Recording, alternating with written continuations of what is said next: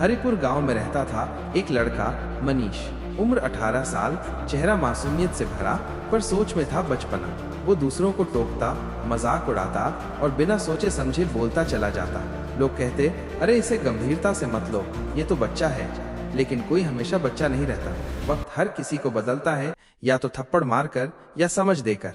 मजाक की वजह से गवाया सुनहरा मौका।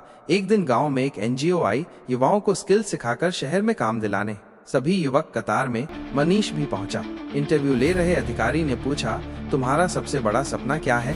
मनीष ने हंसते हुए कहा, सपना तो है, पर पूरे करने के लिए सरकारी नौकरी वाला दामाद बनना पड़ेगा। सब हंस पड़े। अधिकारी का चेहरा उतर गया। उसने गंभीरता से कहा, तुम सिर्फ बोलने में तेज हो, सोच में नहीं। यहाँ ऐसे लोगों की जरूरत नहीं है। मनीष का नाम लिस्ट से हटा दिया गया। उस शाम मनीष अपने कमरे में बैठा और पहली बार रोया अकेले। उसे लगा जैसे उसकी बातों ने उसके पैरों की जमीन खींच ली। दूसरा मोड़, बहन की शादी और कड़वा तमाचा। कुछ दिनों बाद मनीष की बहन गुड़िया के लिए रिश्ता आया। लड़के वाले घर आए, सब ठीक चल रहा था। तभी मनीष मजाक में कह बैठा, अरे आप लोग तो ऐसे कपड़े पहनते हो जैसे बारात में नहीं, स्कूल में आए हो। हंसी आई सबको, लेकिन लड़के की माँ को बुरा लग गया। उन्होंने रिश्ता वहीं तोड़ दिया। उस रात पिताजी ने मनीष से सिर्फ एक बात कही, दिल का साफ होना अच्छी बात है, लेकिन जुबान पर लगाम ना हो तो वो तलवार बन जाती है। मनीष का दिल टूट गया। उसने खुद से वादा किया, अब बदलाव लाना है।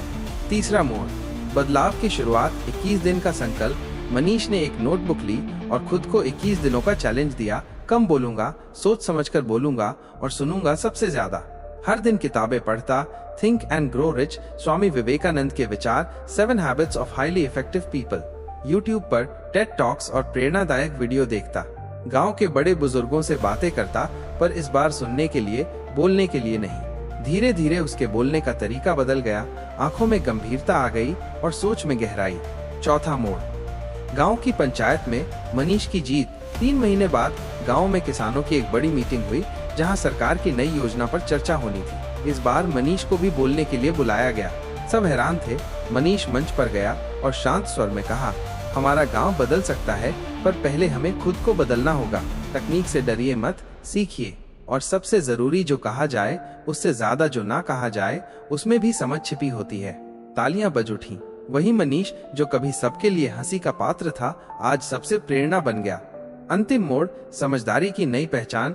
आज मनीष गांव के युवाओं को ट्रेनिंग देता है, कैसे खुद को बेहतर बनाएं, सोच को बड़ा करें और शब्दों की ताकत को समझें। गुड़िया की शादी एक और अच्छे परिवार में हुई।